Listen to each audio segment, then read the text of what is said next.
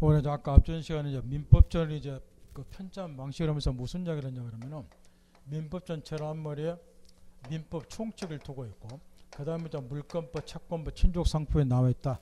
총칙은 기본 원리를 규정하는 부분이다. 이제 이런 이야기를 했는데 그러다 보니까 이제 요런 게 좀 있어요. 이 총칙하고 물권법, 이제 친족상속 우리 시험법이 제외되니까 물권법, 채권법 이런 게 상호 연계가 되어 있다는 거예요. 따라서 민법전 이제 순서에 따라서 교재는 설명이 되어 있으니까 앞쪽에 총칙이 쭉 설명이 되어 있을 건데 이 총칙 공부할 때 이게 연계가 되다 보니까 물권법하고 채권법에 관한 것들이 수시로 튀어나와요. 이렇게. 근데 아직 물권법, 채권법 공부 안 하신 분들은 이걸 이해하기 어렵잖아요. 이렇게. 따라서 총칙 공부할 때 알아둬야 될 것, 나중에 공부할 것 이런 것들을 좀 선별해야 된다는 거. 처음부터 모든 거를 다 하려고 하지 마세요. 왜냐하면 아직 물권법, 채권법을 공부를 안 했기 때문에 이 관계되는 건 여러분이 이해하기 어렵다는 거예요. 이게 필요한 것만 짚고 넘어가면 되는데 여기 이제 권리 종류도 민법은 실제법이니까 권리에 관해서 규정하는 법이죠. 다음 이제 권리는 어떤 것이 있습니까? 이게 중요할 수밖에 없는데 이 권리 종류 자체는 여러분 시험법에 안 들어가요. 권리 종류 자체는. 그럼에도 불구하고 실제법 특징상 권리 종류를 모르면 민법 공부할 때 애를 먹는데 아까 지적해 드린 것만 딱 체크해 놓고 그중에 압도적으로 중요한 거는 형성권이에요. 요거 깨우치면 10점은 먹고 들어가니까 이거는 지금 가르쳐 드려봐야 여러분이 이해를 못해요. 앞으로 나올 때 이제 가르쳐 드릴 거고 나머지 것도 아까 지적해 준 것도 나오는 분에서 배울 건데 지금 당장 이제 우리가 필요한 거는 채권하고 청구권을 지금 매 시간마다 수시로 이게 튀어나오니까 채권의 개념, 청구권이 이미 나왔고 따라서 양자리 구별을 좀 해야 되는데 개념만 놓고 보면 거의 비스무리해요. 그러니까 청구권은 특정인에 대해서 특정한 행위를 청구하는 권리다. 이걸 청구권 그래요. 채권도 여기는 안 나와있지만 이 청구권의 예가 채권이다 이렇게 하면 되겠지만 채권도 개념은 똑같아요. 특정인에 대해서 특정한 행위를 청구한다 이렇게. 그러면 채권하고 청구권이 같습니까? 이게 문제란 건데 결론부터 이야기하면 전혀 다른 거예요. 이게 뭐냐 채권부터 우리가 검토를 좀 해보면 우리가 이제 그냥 법 공부를 처음 한 사람 입장에서는 채권 그러면은 이런 걸 떠올리게 되었어요. 가별에게 1,000만 원 빌려줬다. 그럼 법 공부 안 한 사람도 이런 게 채권이다. 빌려준 사람 채권자다. 빌려 쓰는 사람 채무자다. 이를 이야기를 해요. 근데 이 말은 분명히 맞기는 맞아요. 이게 채권은 채권인데 요거는 채권 중에서도 금전의 지급을 내용한 따라서 금전 채권 이를 이야기를 한다고 말이에요. 이 갑이 예를 들어서 2018년 5월 20일 날 1,000만 원을 빌려줬고 요걸 갚기로 한 날이 2019년 6월 10일 한번 가정을 해보자고 말이에요. 그러면 요거를 우리가 이행기라고 그래요. 그러면 일단 1,000만 원을 빌려주게 되면 얘는 얘한테 1,000만 원짜리 금전 채권을 가져요. 그럼 왜 이게 채권이냐? 갑 채권자 갑이 채무자 의뢰돼서 1,000만 원 지급을 하는 특정한 행위를 청구하는 권리니까 이거 분명히 채권이에요. 근데 그 중에서도 금전의 지급을 내오는 채권이다 그래서 이런 걸 이제 금전 채권 이렇게 이야기를 해요. 그런데 먼저 이제 전제를 해야 될 것이 우리 민법에서는 오늘 이 시간부터 채권이란 말이 엄청나게 이제 나오고 되는데 여기 채권에는 금전 채권만 있는 것이 아니라는 거예요. 예를 들어서 이런 것들은 뭐이겠는가 한번 생각을 해보는 거예요. 이런 것들은 아까 이런 예를 들어줬어요. 이 건물에 대해서 두 사람이 매매 계약을 체결했어요. 그럼 이제 법률 관계를 전제하는 거예요. 매도인이자 소유권 이전의 의무를 부담하고 매수인은 소유권 이전 청구권을 갖게 돼요. 이렇게. 그러면 이 매수인이 갖는 소유권은 청구권, 특정인 갑에게 소유권 이전의 특정한 행위를 청구하니까 청구권인데 이게 동시에 뭐에도 해당이 되느냐? 채권에 해당이 돼요. 이렇게. 근데 이거는 돈 다루는 채권이 아니잖아요. 권리 넘겨다라는 채권이죠. 이렇게. 이처럼 금전 채권 이외에 흔히 말하는 비금전 채권도 엄청 많다 그 말이야. 그러면 그에 대해서 얘가 보다면 이 의무가 곧 이코로 뭐를 말하느냐? 채무를 말한다 그 말이야. 이런 것도 채권에 해당이 돼요. 이렇게. 특정인이 특정한 행위를 청구하는 걸 채권 그러니까 이런 청구권 같은 것도 전형적인 채권에 해당이 되고 다만 이거는 이제 금전의 지급을 내용하는 게 아니고 권리 넘겨달라고 하는 거니까 비금전 채권에 해당이 되죠. 이것보다 더 중요한 게 뭐냐 그러면은 요거요. 이번에 건물에 대해서 두 사람의 임대차 계약을 체결했어요. 임대차 계약. 그러면 민법은 실체법이니까 임대차 계약을 통해서 임대인, 임차인이 어떤 권리를 갖는가, 이거나 변호시 민법권 전부 건데, 임대차 계약은 임대인자 목적물을 사용 수익해줄 의무를 부담하고 빌려줄 의무를 부담한다. 그에게 빌려주겠다고 약속했으니까 이에 대해서 임차인은 반대 권리를 갖게 돼요. 목적물을 사용 수익해달라고 청구할 수 있는 권리를 갖게 돼요. 그러면 임차인이 갖는 사용 수익해달라고 청구하는 권리, 이거는 뭐냐? 이것도 전형적인 채권에 해당이 돼요.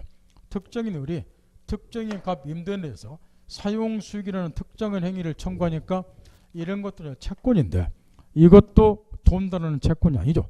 근데 학자들은 이 임차인이 갖는 목적물을 사용 수익에다가 청구할 수 있는 권리를 줄여서 우리 민법 교재 오늘 이 시간부터 직업도록 나와요. 임차권이라고 부른다 그 말할게. 따라서 이런 임차권 같은 권리가 현행 민법상 뭐에 해당이 되냐?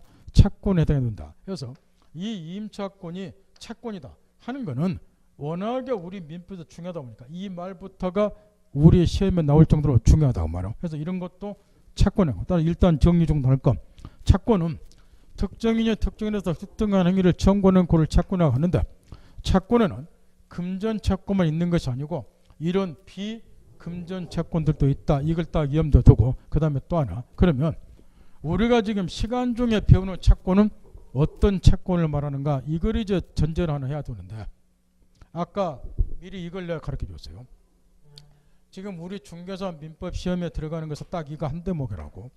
지금 각과 을이 건물사 매매계약 체결했다. 그러면 바로 오늘 시간에 배우지만 이 계약 같은 것을 법률 행위라고 그래요.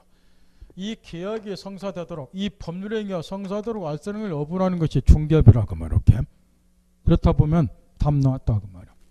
우리가 민법에 배우는 채권은 금전 채권 이런 걸 배우자는 게 아니고 이런 계약 관계로부터 발생이 되는 채권 채무를 배우고자 하는 거예요. 그 말 했겠나요? 이게 성사도 알선을 어분하는 중개업이니까 우리가 민법 시간에 이 교재에서 나오는 민법 시간에 나오는 채권 채무는 어떤 채권 채무를 말한다? 계약으로부터 발생이 되는 채권 채무를 말하는 거예요. 그러면 매도인은 어떤 채권 가질까요? 대금지급 채권 갖잖아요. 매도니까 매수는 대금지급 의무를 부담하겠죠. 그럼 매도인이 갖는 대금지급 채권, 요게 또 채권이잖아요. 특정인 값이 특정인 을에게 대금지급은 특정인 행위를 청구하니까 요건 거꾸로 참을 것이고, 반대로 매수인은 소유권 이전 저권한 채권을 갖겠죠. 이거 채권이잖아. 이거 참으고. 그러면 결과적으로 우리가 지금 진짜 초장에 전제할 걸 전제를 정확히 하시면 공부하기 수월한데, 이런 게 전제가 안 되고 개판 쳐버리면 나중에 하면 머리가 혼란이 일어나 공부 못해요. 그러니까 제가 전제하자는 건 반드시 전제를 하셔야 돼. 그러니까 자꾸 그 이야기를 해주는 거예요. 이거는 미리 전제를 하셔야 된다고. 그래서 지금 채권도 미리 가르쳐 드리는 거라고. 그러면 계속해서 여러분 머릿속에는 금전 채권을 떠올리시게 돼요. 그럼 제가 하는 말과 안 맞아. 또 책에 쓰였는 말과 안 맞아요 이게. 그러면 그때부터 헤매게 되는 거예요 이게. 그래서 미리 전제할 걸 전제를 해야 되니까.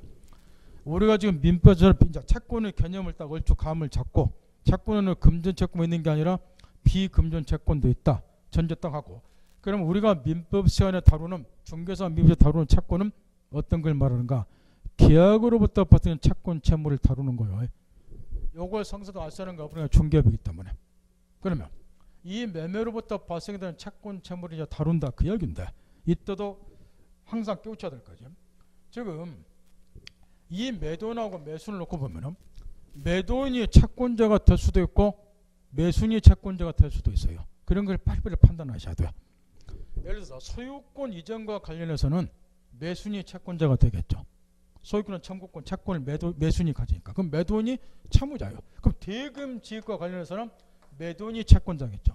매수인이 채무자겠죠. 이런 걸 빨리 깨우치셔야 돼요.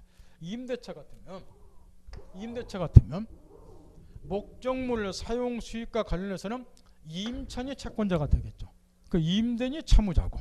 그 임대차 경우는 유상 계약이니까 사용 대가를 반드시 임차인은 임대인에게 지불해야 되는데, 그 사용 대가를 차임 지급 의무라 그래요. 그러면 차임 지급과 관련해서는 임대인이 채권자겠죠. 임대인은 차임지급 청구권이나 채권을 가질 거니까. 특정인 갑이 특정인 을에게 차임지급이라는 특정을 청구하니까 이것도 채권일 건데, 이거 차임지급 청구권은 채권 갖는 자 임대인이잖아요. 그러니까 차임지급권에서 임대인이 채권자고 이임차인이 채무자요. 이런 걸 빨리빨리 판단하셔야 돼요. 거기 다시 4페이지 한번 넘겨보라 말이야. 거기 4페이지에 보면 민법전을 체계해가지고 나왔는데 5페이지에 넘어가서 제3편에 보면 채권이 나와있죠. 그 채권법이 있다고 그랬죠. 물권법 다음에. 찾나요? 그 밑에 보면 제2장에 계약이 있죠. 제3편 채권 밑에 제2장 계약이 있잖아. 그럼 왜 계약이 그 채권편에 들어있는지 이제 이해하시겠어요? 이 계약으로부터 뭐가 발생이 되니까? 채권, 채무가 발생이 되니까. 근데 우리는 중개사 민법은 요 계약의 성사대로 발생을 여부를 하니까 계약으로부터 발생이 되는 뭘 배우는 것이다? 채권, 채무를. 그 법준도 그렇게 돼 있잖아. 그게 색칠해졌잖아. 거기 우리 시험에 들어간다고. 감 잡았나요? 그걸 미리 딱 전제하시라고 말이요. 그 채권 나오면 돈 빌려준 거 또 그러시면 안 돼요. 다시 이제 뒤로 돌아. 그러면 이제 이걸 깨우쳤으면, 자, 우리는 이제 채권은 이런 것을 말한다. 금전적 뭐 있는 거 아니다. 그러면 우리가 이제 민법에 다루는 채권은 이런 계약 관계로부터 발생하는 채권 채무를 다룬다. 딱 전제를 했으면, 그 다음에 이제 아까 이야기했다시피 채권하고 이제 청구권을 좀 구별하셔야 된다 그 말이에요. 채권하고 청구권을 개념이 이제 비스무리하다 그 말이에요. 채권의 감을 잡았고, 우리가 민법에서 다루는 채권체가 뭔지 감 잡았으면 두 번째로 겹쳐줄게요. 채권하고 청구권을 이제 구별을 좀 해야 된다 말이에요. 개념만 놓고 보면 똑같아요. 개념 놓고 보면. 그런데 차이가 좀 있다 그 말이에요. 그게 뭐냐 그러면 아주 간단하게 여기 사례를 봐보세요. 갑이 을에게 1,000만 원 빌려줬죠. 빌려준 날짜가 2018년 5월 20일, 갚기로 날짜가 2019년 6월 10일이에요. 그러면 요게 이행기예요. 그럼 이행기가 도래하기 전에도 일단 갑은 채권은 갖잖아요. 채권은 존재하니까. 그런데 이행기가 도래하기 전에는 얘가 얘한테 1,000만 원 갚으라 청구할 수 있나요, 없나요? 이행기가 도래하기 전에 청구 뭐 하잖아요. 언제 돈 달라고 청구해요? 이행기 도래해야지. 그러면 답 나왔잖아요. 이행기가 도래하기 전에도 채권은 존재하나 이행기가 도래하기 전에 뭐는 없다. 청구권은 존재하지 않는 거. 이게 차이점이에요. 요 사례를 보면 이행기가 도래하기 전에 채권은 존재하지 않을게. 그러나 청구는 뭐 하잖아요. 청구는 언제 하는 거예요? 이행기 도래했을 때. 그 양자는 틀리다 그 말이렇게. 더 나아가서 이 청구권이라고 하는 것은 채권으로부터만 발생되는 게 아니에요. 이 경우는 청구권은 채권으로부터 청구를 할 수 있죠. 내가 1,000만 원짜리 금전채권 가지니까 이행기 도래하면 뭐한다? 1,000만 원 달라고 청구한다. 지금 그런 이야기라고 말이에요. 그럼 이 경우 청구권은 채권으로부터 발생이 되잖아요. 물론 이행기 도래했을 때. 그런데 이 청구권은 공부한 알겠지만 물건으로부터, 채권이 아니라 물건으로부터 청구권이 발생할 수도 있어요. 그거를 우리가 물건적 조건 그러는데, 예를 들면 공부 천만 사람 나중에 배워요. 이게 이제 물건법 아주 중요한 기초 입문 과정에서도 이건 내가 가르쳐 줬는데, 이 갑이 토지 소유자예요. 소유권은 우리 민법상 물건으로 되어 있어요. 나중에 물건법에서 배우게 되겠지만, 근데 우리라는 사람이 갑이 토지 소유자인데 여기에다 무단으로 건물을 지었어요. 그러면 법의 법자도 모르는 사람도 이리 이야기를 할 거란 말이야. 갑이 그러게, 어이, 내 땅인데 왜 자네가 내 땅에다 무단으로 건물 지었을까? 건물 철거하라. 이렇게 철거 청구를 해. 이렇게 법 모르는 사람도 철거 청구 요구하잖아. 무단으로 지었기 때문에. 근데 이걸 이제 법 공부하기 전에는 내가 땅 소유자인데 얘가 무단으로 건물 지면 철거라고 청구할 수 있다. 이거는 알아요. 근데 이제 뭐는 몰랐느냐? 철거 청구할 수 있다. 요거는 알았지만 철거 청구할 권리가 있다. 요거는 몰랐다. 요거 한 끗 차이야. 여러분 중개사 미법자 배우는 건 요거 딱 하나 배우는 거예요. 법 공부 안 해도 철거 청구한다. 이건 알잖아요. 상식으로도. 무단으로 내 토지에 건물 지었으니까. 안 그래요? 이한테가 철거하라 요구하잖아요. 근데 그게 나의 뭐라는 거는 몰랐을 뿐이에요. 권리라는 것을. 여러분이 비싼 월세금 내고 저한테 구박받아가면서 열심히 법 공부하는 거 딱 그거 하나 배우시는 거예요. 아, 철거 청구할 권리가 나한테 있다. 요거 하나 배워준 거예요, 여러분이. 그러니까 이거 하나 깨우치기 위해서 그 비싼 올자금 내고 1년간 생똥 싸시는 거라고 말이요. 안 그래요? 옛날에 몰랐잖아, 그거를. 그러면 또 물어봅시다. 자, 독공부 안 했을 때도 갑이 그한테 무단으로 줬어요. 철거할 수 있다? 그건 알잖아요, 상식으로. 자, 이제 법공부 했어요. 그래서 이제 뭐 하나 깨우쳤어요? 민법 딱 그거 하나 배우는 거라니까. 철거 청구할 수 있다. 법조문에 청구할 수 있다 이렇게 된 거는 청구할 권리가 있다 그런 의미예요. 민법 실체법이니까. 법조문에 이런 규정들이 많이 나온단 말이에요. 청구할 수 있다 이런 식으로.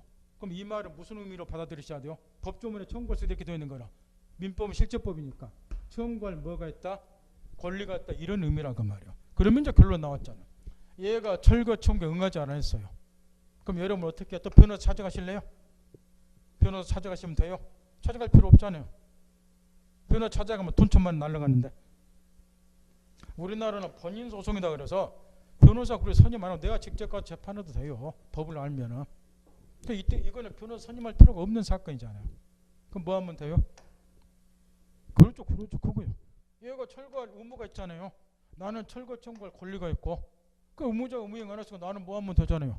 철거 청구 소송 제기하잖아요. 그럼 내가 무조건 이게 돼 있어요. 그 변호사 선임할 필요 없다고 이런 거는. 요거 하나 배우는 거 민법 시간에. 청구할 수 있다는 여러분이 법 공부 안 해도 다 아는 거이고. 자, 말 알아들어요? 민법은 무슨 법이에요? 실제법. 이 말을 항상 염두에 두고 사고하라고 말이에요. 그럼 이제 답 나왔다고 말이에요. 보세요. 여기서는 지금 이쁘게 이제 포장을 하자는 거예요. 법적인 관점에서.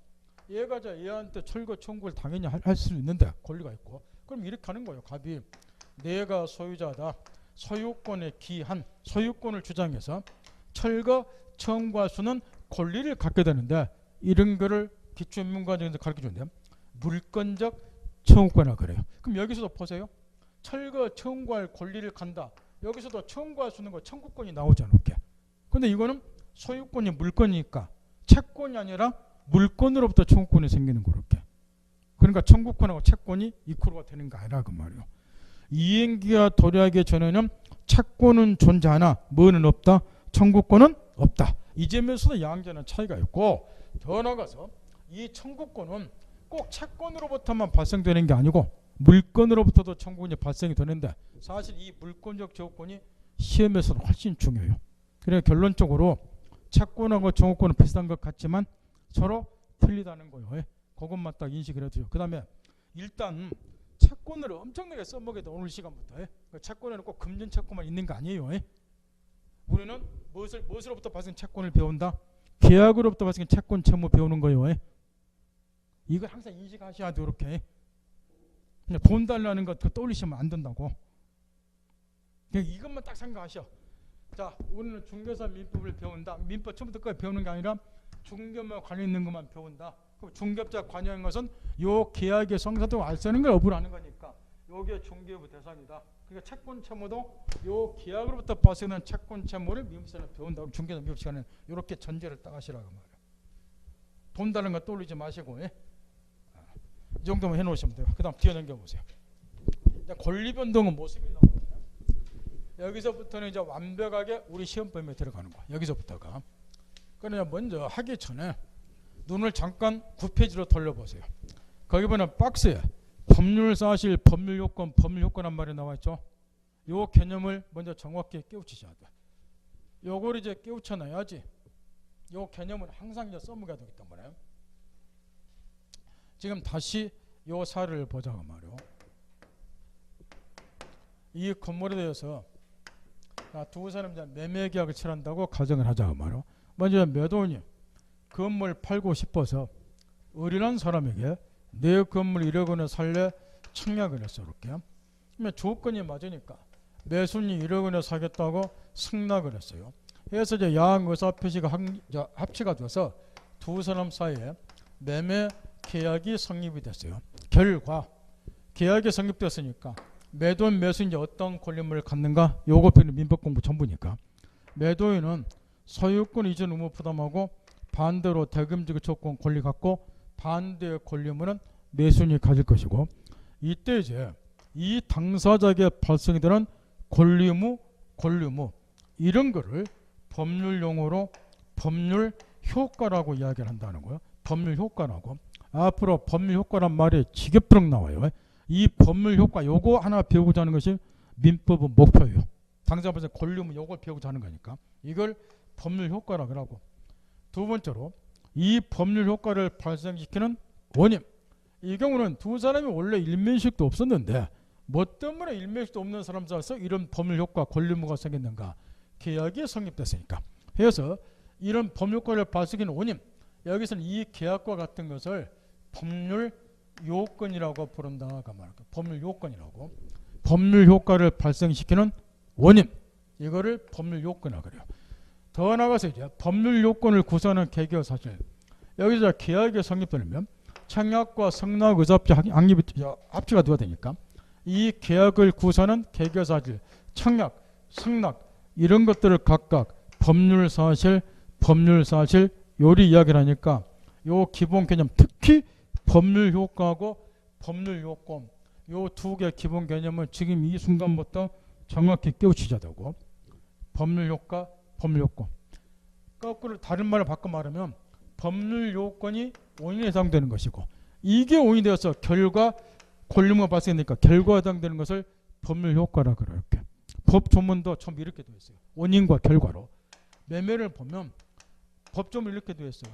매매를 하면 법조문에 매매를 하면 일방 당사자 매도인은 재산권을 이전하여야 하고 타방 당사자 매수인은 대금을 지급해야 한다. 이렇게 법에 규정이 되어 있어요. 그럼 앞구절에 매매를 하면 이게 원인에 해당이 되는 거죠. 이걸 법률 요건이라고 한다 한 번. 하면 결과 매도는 재산권을 이전하여야 하고 매수는 대금을 지급해야 한다. 그럼 재산권 이전하고 그 말은 소유권 이전을 의무 부담하고 매수는 대금을 지급해야 한다면 대금적 의무를 부담하고, 물론 상대방이 이제 권리를 갖겠죠. 이렇게 규정이 되는데 여기 뒤에 요게 결과에 해당되고 이거를 법률 효과라고 한다. 그 말 이렇게.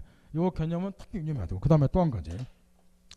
여기 저 법률 효과를 아까 민법은 세 등으로 구성이 되었고 그 중에 우리 시험법에 들어가는 것은 권리 변동 파트만 시험에 들어간다 이렇게 하거든요. 이 권리 변동이란 말도 앞으로 지겹도록 나와요. 이게 이제 풀어서 쓰게 되면 권리가 발생하고 변경하고 소멸하는 것, 이거를 이제 압축시켜서 한마디로 압축해서 표현할 때 권리 변동 그러는데, 여기 법률 효과라고 하는 것, 요게 이코로 다른 말을 압축해서 표현하면 뭘 말하느냐? 권리 변동이라고 표현한다는 거예요. 왜 그러느냐? 민법은 권리를 중심으로 지금 설명이 됐다고 말이에요. 권리 있으면 타방을 의무를 부담하기 때문에. 그러면 여기서 지금 권리가 발생하고 변경하고 소멸하는 건 이걸 압축시켜서 권리 변동이라고 표현하니까 이게 곧 법률 효과를 말한다 그 말이에요. 여기에 매도인에게 대금지 조건 권리가 발생이 됐잖아요. 이게 곧 법률 효과고 동시에 권리 발생 압축시켜서 권리 변동을 이야기를 하니까 법률 효과나 권리를 중심으로 압축해서 표현했을 때 권리 변동이나 같은 의미다 이렇게 받아들이시면, 이 두 개 용어는 치겹도록 나와요. 따라서 법률 요건은 법률 효과를 발생시키는 원인이라고도 표현하지만 간단하게 권리 변동의 원인, 그게 법률 요건이다 이렇게 딱 정리하라는 거예요. 그런 다음에 거기 보면 이제 왼쪽에 권리 변동의 모습 해가지고 권리 변동은 권리가 발생하는 것 가로친 1번 우측에 변경하는 것 3번 소멸하는 것, 이걸 싸잡아서 권리 변동 그래요. 여기에 곧 법률 효과를 말하는 것이고, 여기에 열거된 것도 마찬가지예요. 시험에서는 여기 제일 앞쪽에 이 부분은 한 4, 5년에 한 문제는 나올 정도로 출제 비중은 극히 낮아요. 이 부분은 무슨 이론상으로 나뉘고 그런 게 아니고 앞으로 우리가 민법 공부를 하기 위해서 꼭 필요한 것들, 민법은 실체법이니까 권리 변동, 법률 효과에 관해서 배우는 법이니까 권리가 발생하고 변경하고 소멸하는 게 뭔데 요거는 최소한도 기초로 알아야 된다는 거예요. 그것 때문에 이 앞부분이 나오는 거니까 시험과 관련해서는 출제 비중은 낮고, 따라서 이것도 마찬가지죠. 권리가 발생, 변경, 소멸에 쭉 열거됐는데 나머지 것들은 나 지금 가르쳐 드려봐야 뒤에 물권법, 채권법을 안 배웠기 때문에 이해도 못해요. 또 시험 출제도 낮고, 지금 당장 꼭 알아야 될 것 몇 가지만 짚고 나머지는 어차피 뒤에서 물건부 채권부 공부 알게 돼 있으니까 지금부터는 신경 쓸 필요가 전혀 없다는 거. 거기 이제 권리 발생 취득, 원시 취득, 승계 취득 동그라미 1번, 2번을 썼는데 앞쪽에 절대적 발생, 상대적 발생, 가로고 닫고 원시 취득, 승계 취득인데 주로 시험에서 우리가 민법시나 통용되는 용어는 원시 취득, 승계 취득이라는 말을 많이 써요. 그러니까 사실은 원시 취득을 앞에 내놓고 가로고 닫고 절대적 발생 이렇게 해야 오라. 제 말 무슨 말인지 알아요? 이런 거 하나하나도 책을 똑바로 써야 되는 거예요. 그러니까 절대적 발생이 중요한 용어가 아니고 가로고 닫고 뭐가 더 중요하다? 원시 취득이란 말이에요. 이 자식이 책을 써도 좀 이런 거 하나도 신경을 써야 쓴다고. 원시 취득, 승계 취득이란 말을 더 많이 써요. 예? 시험에서도. 예? 제 말 알아듣죠? 그러니까 쓰려면 원래 이렇게 써야 되는 거라고. 원시 취득하는 거 가려울고 다른 말로는 절대적 이렇게 써야지 옳다 그 말이에요. 요 용어를 더 많이 사용을 하기 때문에. 그러면 먼저 이거 원시 취득, 승계 취득 이거는 2단계에서도 반드시 알아두셔야 돼요. 앞으로 계속 써먹어야 되니까 총칙부터. 나머지 거는 지금 몰라도 상관이 없어. 공부한다? 전혀 지장 없어. 시험도 많이 나오는 것도 아니고. 먼저 원시 취득하고 승계 취득. 요거는 이제 무슨 이야기냐 그러면 여기 이제 권리 발생이라고 하는 거. 권리 변동 중에서 이제 가장 중요한 게 이제 권리 발생인데 이거를 권리 주체를 기준으로 달리 표현하면 이거를 권리 취득이라고 이야기한다. 이런 의미예요. 매도인, 매수인이 매매계약 체결했다. 매도인이 대금지급주권 권리를 취득했다. 권리 주체를 기준으로 하면 취득이라고 표현할 수 있다는 거죠. 요게 이제 이렇게 분류가 된다는 건데 요거는 미리 좀 알아두셔야 돼요. 지금 2단계에서. 그게는 이제 절대적 발생이라는 말은 이전하고도 상관이 없어. 그건 몰라도 공부하는 입장 없어. 그러나 원시 취득, 승계 취득 이 말은 반드시 알고 있어야 되고. 그게 이제 권리 취득에 원시 취득하고 승계 취득 두 가지로 구별이 되고 여기 이제 승계 취득이 다시 이렇게 구별이 돼요. 이전적 승계, 책에 쓰여있는 게 이런 것들이란 말이야. 이전적 승계, 설정적 승계 둘로 구별이 되고 여기 이전적 승계 다시 이제 특정 승계하고 포괄 승계 둘로 구별이 된다. 이렇게 이제 구별이 되는데 이것들의 개념만 몇 가지 정확히 깨우쳐 넘어가자는 거. 원시 취득 글자 그대로 원시 그랬으니까 특정인에게 원시는 처음으로 그 말이잖아. 특정인에게 처음으로 권리가 발생이 됐다. 그런 의미에서 원시 취득을 하겠죠. 이쁘게 포장해서 타인의 권리에 기하지 않고 특정인에게 처음으로 또는 새로이 권리가 발생하는 것을 원시 취득을 하니까 이런 의미라 그 말이야. 거기 보면 원시 취득 예가 몇 개 들어졌어요. 그 개념이 쓰여 있고 기억번에 그 다음에 니은번에 예컨대에서 예가 몇 개 들어졌잖아요. 신축 건물에 대한 소유권 취득 뭐 취득시효부터 시작해서 쭉 예가 들어졌는데 거기 예도 외울 필요 전혀 없어요. 뒤에서 취득시효를 비해서 거기 예 들은 거 다 하나씩 다 빼요. 마지막 처음부까지 물건법 들어가면. 그러니까 지금은 신경 쓸 필요 없고 공부 좀 또 이미 해보신 분은 설명 안 해도 알 것이고. 따라서 가장 간단하게 개념만 정확히 파악을 해두란 거예요. 이 건물을 가별한 사람이 신축을 했어요. 그러면 건물을 신축했기 때문에 완공이 되면 이제 이 가별한 사람이 신축 건물에 대한 소유권을 취득을 할 건데 이 갑이 신축 건물에서 소유권 취득한 것은 남이 가지고 있는 소유권을 승계받아 취득한 게 아니고 신축했으니까 이 사람한테 처음으로 권리가 발생이 됐다 해서 이런 거를 원시 취득거래요. 참고적으로 거기 예에 들어오는 것 중에 가장 이제 시험관리가 중요한 거는 취득시효예요. 이 취득시효가 원시 취득이냐 승계 취득이냐 이게 엄청나게 이제 중요한 문제인데 걔네들이 비슷해요. 우리 저 통설하고 통설이란 말은 대다수 학자들의 말이에요. 그 다음에 대부분 판례가 이제 걔네들이 좀 중요한데 판례는 이걸 원시 취득으로 보고 있어요. 이게 저 원시 취득이나 승계 취득에 따라서 엄청난 차이가 있기 때문에 요 취득시효가 가장 체크만 딱 해놓고 자세한 건 나중에 배우니까 대신에 개념은 이런 식으로 특정인에게 처음으로 권리가 발생됐다. 남이 가지고 있는 권리를 승계받은 거 아니다. 이런 식으로 이해하시면 돼요. 대신에 승계 취득은 글자 그대로 승계보다 취득한다 그래서 승계 취득이니까 타인의 권리를 승계받아서 이어받아 취득하는 승계 취득이에요. 예를 들어서 대표 이런 것들. 이 건물에 대해서 두 사람이 매매 계약을 체결했어요. 그럼 이 갑이 가지고 있던 건물에 대한 소유권이 매매 계약을 통해서 매수인에게 이전이 되겠죠. 그럼 이 건물 매매에 있어서 매수인이 소유권을 취득하는 것 이런 거는 뭐였느냐. 매도인이 가지고 있던 건물에 대한 소유권을 승계보다 취득했다 그래서 이런 걸 우리가 승계취득 이리 이야기한다. 이런 식으로 이해하면 돼요. 그 다음에 승계취득에는 이전적 승계하고 설정적 승계가 있는데 이전적 승계는 구권리자와 권리가 동일성을 잃지 않고 신권리자에 승계된다 그래서 이전적 승계 그러는데 여기서 중요한 거는 이거예요. 동일성을 잃지 않고 승계된다. 여기서 구권리자와 권리가 동일성을 잃지 않고 신권이 이전됐을 때 동일성을 잃지 않고 이 말은 구권리자와 권리가 남김없이 신권을 이전된다. 요걸 의미를 하는 거예요. 앞으로 민법 교재에서 동일성을 잃지 않고 이전된다 이런 용어가 자주 나와요. 그럼 이렇게 받아들이시는 거예요. 구권리자 권리가 남김없이 신고를 이전된다 이렇게. 예를 들면 여기 매매 같은 걸 한번 생각을 해보라는 거예요. 매매 같은 거를 예를 들어서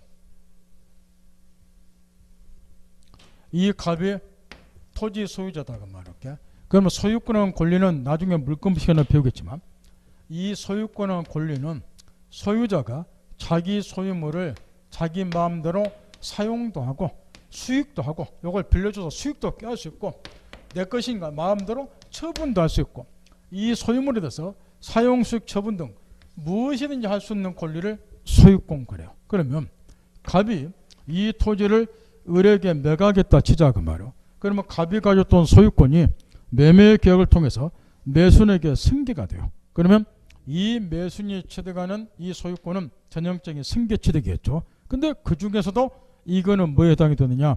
이전적 승계에 해당이 된다 그 말이요. 이전적 승계. 왜 그러느냐?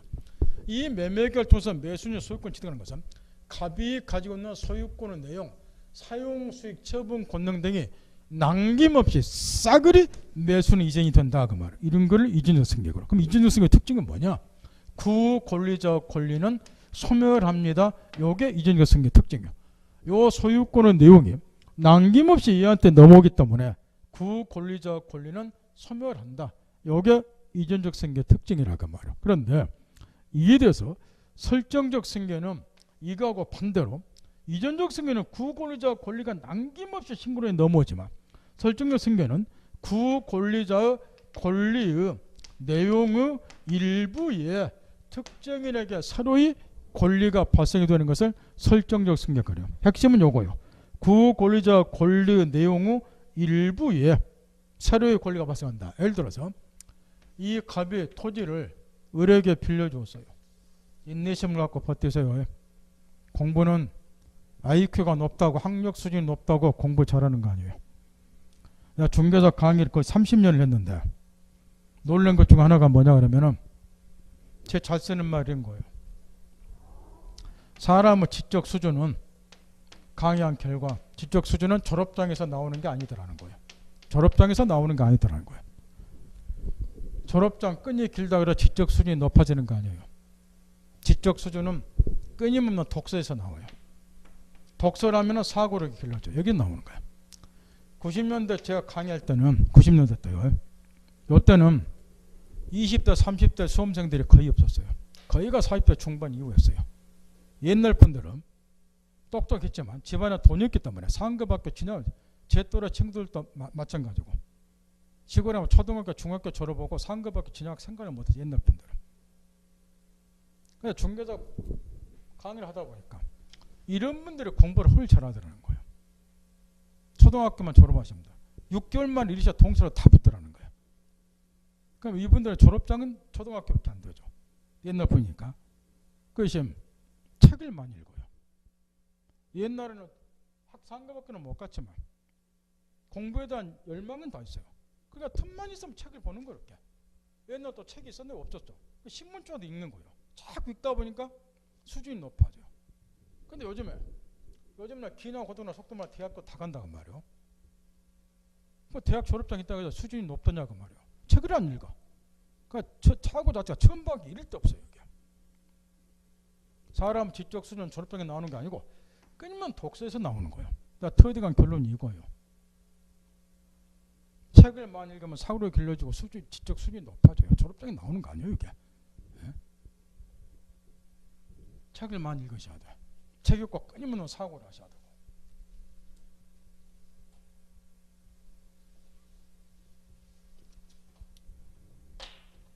여기 지금 두 사람이 요 사례에서 이번에 임대차를 차렸다 한번 바꿔보자 말할게요. 그러면 이 갑이 가지고 있는 소유권의 내용 중에서 사용 수익 처분 등 중에서 사용 수익 권능을 떼어서 여기에다가 요 임차인에게 아까 임차권이 뭔지 가르쳐 드렸죠. 이 임차권의 권리를 설정해 주는 거라고 말할게요. 이런 거를 설정적 승계거려. 그러면 구 권리자 권리 내용이 남김없이 다 넘어간 게 아니고 뭐만 넘어갔느냐, 사용 수익 권능만 넘어가는 거야. 그러니까 임차인 임대권 갖는 거는 빌린 이 토지를 일정 기간 동안 사용 수익만 하는 거예요. 그 나무 토지를 빌려 쓰는 권리가 임차권을 사용 수익하는 권리가, 대신 처분 권능은 그다음 누가 갖느냐, 갑이 그대로 처분 권능 갖기 때문에 결론 이전적 승계는 구 권리자 권리가 남김없이 이전되기 때문에 구 권리자 권리가 소멸하는 데 대해서 설정적 승계는 구 권리자 권리가 남김없이 넘어가는 게 아니라 일부만 넘어가기 때문에 구 권리자 권리는 소멸하지 않는다. 소유권은 얘가 그대로 가져요. 임대줄 때는 요게 양자 차이점이라고 말이요. 그것만 정확히 깨우치시는 거예요. 그다음 여기 이제 이전적 승계가 다시 이제 특정 승계하고 포괄 승계 두 가지가 있는데 이 개념도 당장에 오늘부터 다음 주 계속 써먹게 되니까 이 특정 승계는 개개의 취득 원인에 의해서 개개의 권리가 승계되는 걸 특정 승계 그려.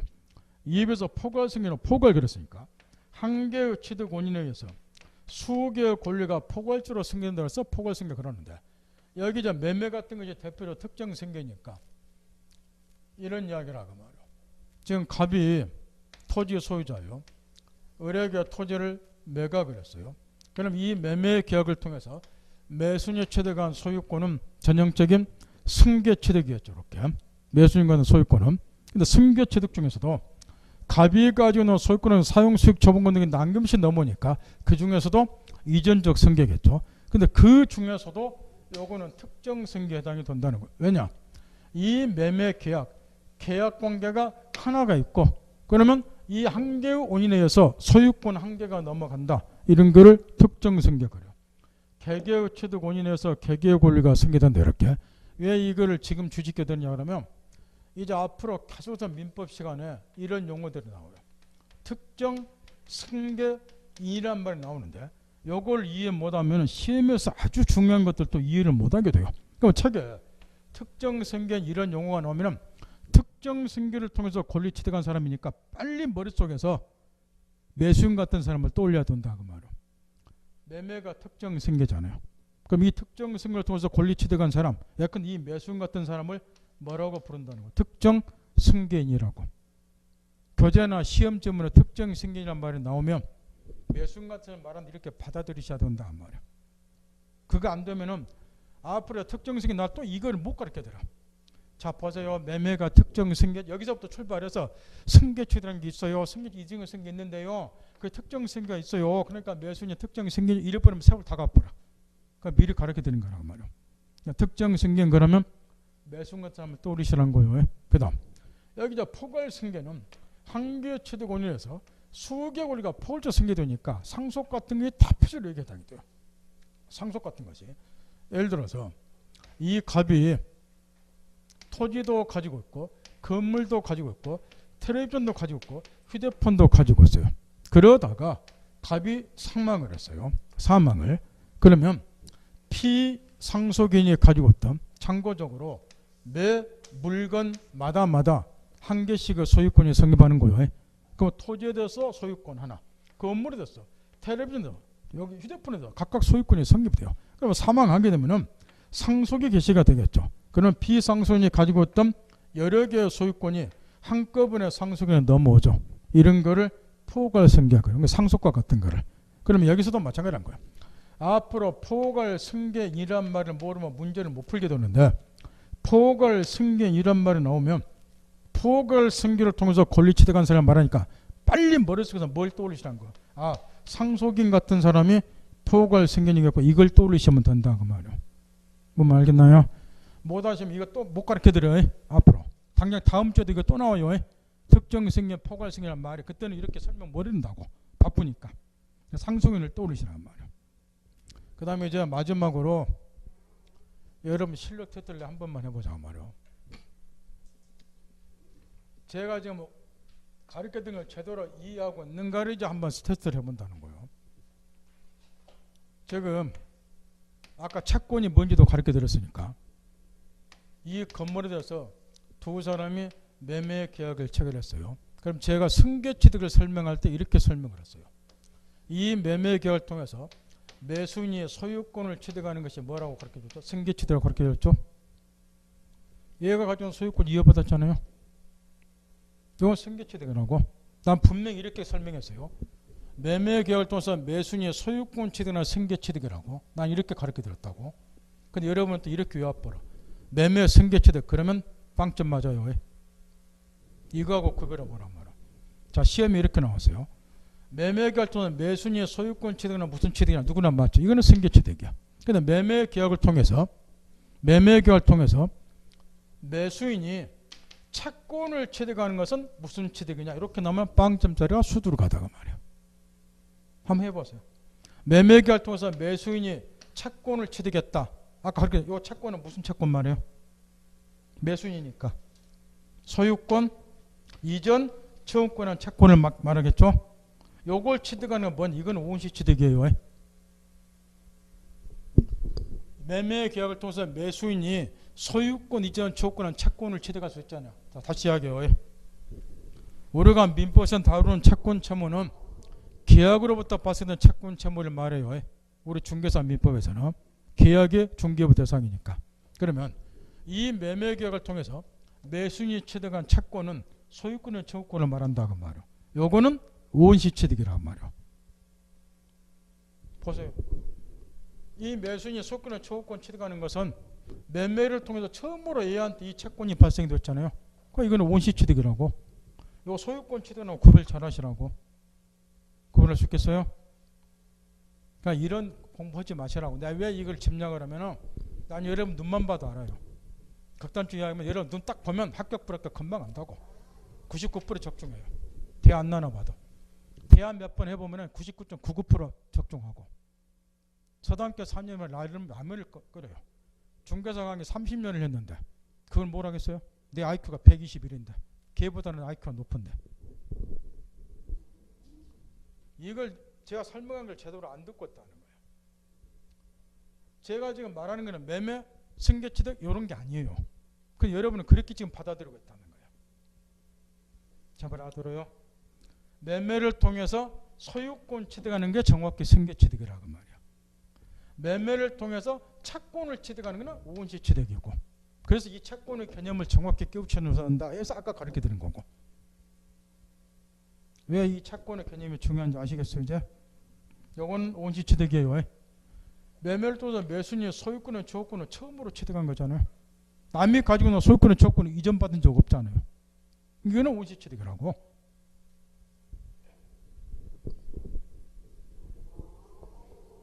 그 다음 뒤에 넘겨보세요. 10페이지에 법률 요건이 나왔는데 법률 요건 아까 이야기한 것처럼 법률 효과를 발생시키는 원인을 말해요. 바꿔 말하면 권리 변동 후 원인을 말해요. 개념상으로. 이게 이제 크게는 권리 변동 후 원인이 여기에 이제 우리 시험의 핵심 포인트인데 권리 변동 원인 요거를 이제 법률 요건 그러는데 법률 용어로는 이 법률 요건은 아까 우리가 민법의 세 덩어리가 있다. 그때도 이제 잠깐 이야기했다시피 이 권리 변동 원인 법률 요건은 크게 두 종류가 있다는 거예요.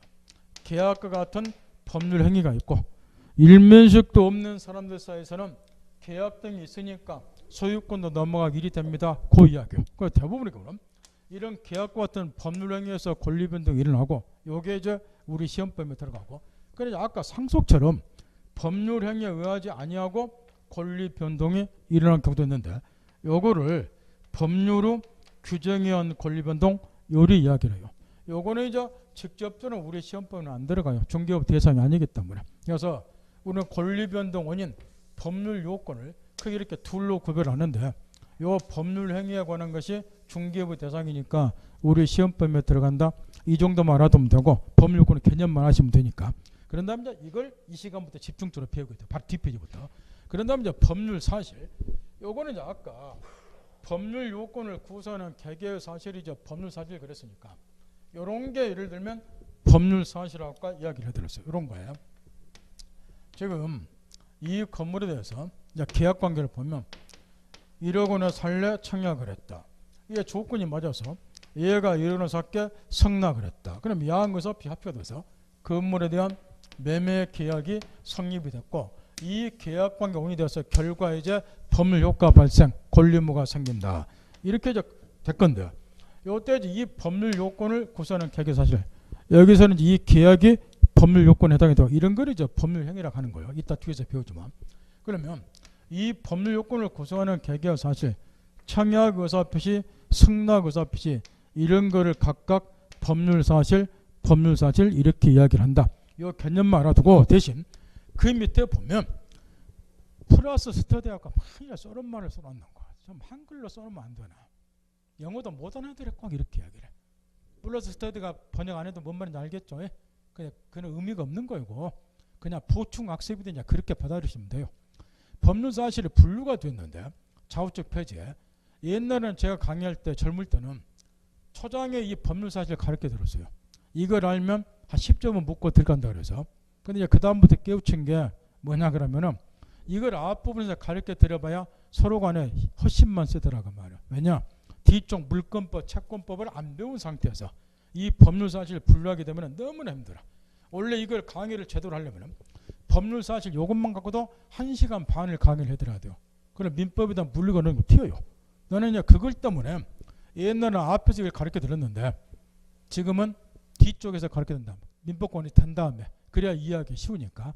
또 당분간은 이걸 모른다 그래서 민법권도 별 지장도 없어요. 그래서 법률 사실 분류는 뭐 시험에서도 거의 출제도 안 되고 따라서 나중에 배우기를 하고 대신 거기 10페이지에 보면 동그라미 네 1번에 표현행위가 있죠. 찾나요? 제일 밑에 12, 10페이지라는 소리예요. 동그라미 니을은 요게 니을이잖아. 동그라미 니을 이렇게.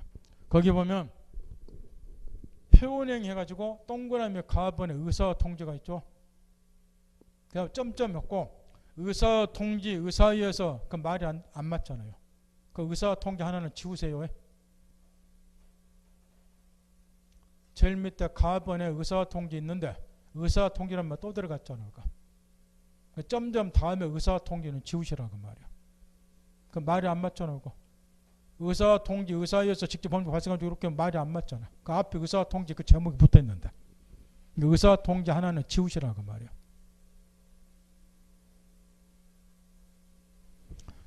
그 다음 뒤에 넘겨보세요. 거기 뒤에 보면 문제가 나와. 문제도 풀지 마세요. 왜 풀면 안 되냐 그러면은 그 앞부분을 다 완벽하게 이해했다 해도 이 문제 못 풀어요. 왜 그러냐 그러면 또 이야기해요. 민법전 자체가 지금 우리가 배우는 민법 총칙을 배우는데 이게 물권법, 채권법 연계가 되어 있어요. 따라서 요즘에는 단편적으로 테스트하는 문제보다는 물권법, 채권법까지 아울러서 물어보는 문제들이 많이 나와요. 그러니까 뒤에 걸 알아야지 앞에 것도 문제 풀고 그런단 말이에요. 근데 지금 공부 처음 하신 분들이 앞부분을 열심히 제가 하지 말아간 것도 막 외워가지고 문제 한번 풀어보자. 문제 안 풀려요. 왜? 뒤에 거를 모르기 때문에. 그러니까 처음에는 문제 손도 대지 마세요. 스트레스만 무지 밀려와요. 그래서 이런 거는 뒤에 알게 되면 저절로 딱 풀어. 1, 2, 3, 4, 5초 만에 다 답이 나오는 것들 너무 쉬운 것들이니까. 그래서 지금은 풀지 마시고. 제 말 하나 들어요. 왜 풀지 말하면 풀지 마세요. 왜냐? 풀다가 안 풀리면 스트레스 받아서 공부 흥미를 잃어버려요. 그래서 풀지 말라는 거예요.